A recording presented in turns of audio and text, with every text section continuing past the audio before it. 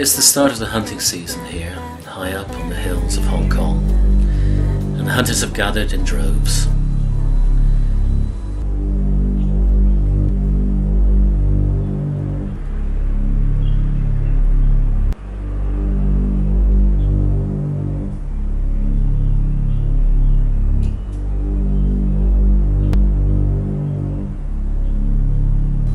They've spotted their prey.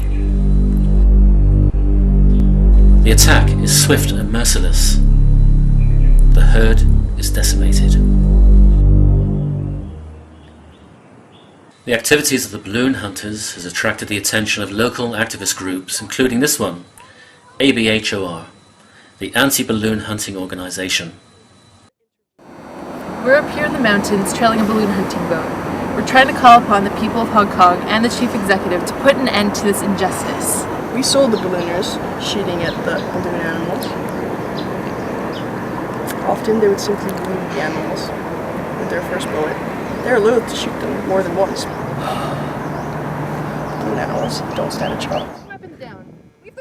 Needless to say, the presence of the activists can lead to confrontations which can become violent and has in the past resulted in death. If they really had nothing to hide, then they wouldn't mind us filming. But instead, they keep charging at us. They know how sick their cruel game is. It is perplexing that on one hand humans can see beauty, but on the other, destroy it. Like all stories, this one has two sides. I love balloon animals, and that's why I like to kill them. Balloon hunting's a part of my life, really. If they banned balloon hunting, I'd be angry. I'd be sad and extremely concerned. All I would want to do is be sick, which is not like me. Not like me at all. And when I think of my son, little George, you know, he's got his whole hunting life ahead of him. And I've got half of mine ahead of me too. Why are balloon animals being hunted to extinction? The answer lies in the fashion world's insatiable demand for balloon animal skin. Well, personally I'm drawn to the colours. Vermilion is fantastic. Salmon pink will be in vogue next season, by the way. I think I have a responsibility to wear what I feel good in. If something is killed so that it's on the market, it's done, darling. It's sleek, it's shiny, and people really don't think about this, but it's waterproof too. But here at the University of Hong Kong, scientists are growing increasingly apprehensive that the world is out of joint.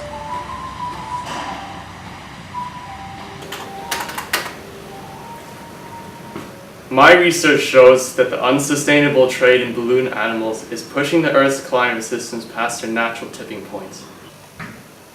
Every time a balloon animal is killed, trace amounts of carbon dioxide gas are released into the atmosphere. Carbon dioxide is a greenhouse gas contributing to anthropogenic climate change. This typhoon in the 1950s coincided with a sudden spike in balloon hunting. Is this a coincidence? Or is there a linkage between the loss of these beautiful animals from our forests and rising sea levels? But now there is hope. The dedicated professionals at Hong Kong Zoo are reversing the destructiveness of mankind and his darker nature.